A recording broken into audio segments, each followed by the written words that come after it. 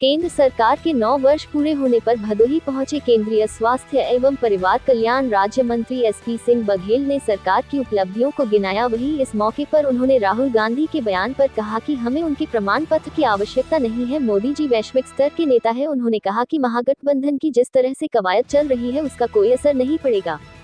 केंद्रीय स्वास्थ्य एवं परिवार कल्याण राज्य मंत्री एसपी सिंह बघेल भदोही पहुंचे, जहां उन्होंने पत्रकार वार्ता में सरकार की योजनाओं के विषय में जानकारी दी।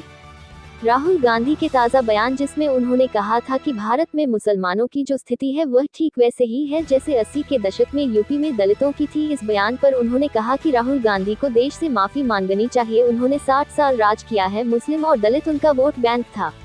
उन्हीं के जमाने में सच्चर कमेटी की रिपोर्ट भी आई थी। ऐसे में कांग्रेस को माफी मांगनी चाहिए।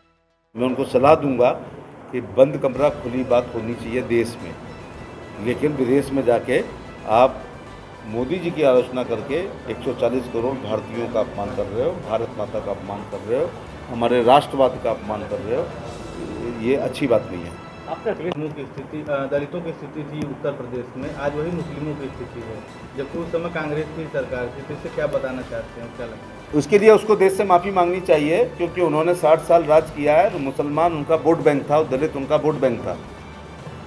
और उन्हीं के ज़माने में एक रिपोर्ट आई थी सच्चर कमेटी की, जिसमें कहा गया है कि मुसलमानों की हालत दलितों से भी बदतर है, तो कांग्रेस माफ़ी मांगे।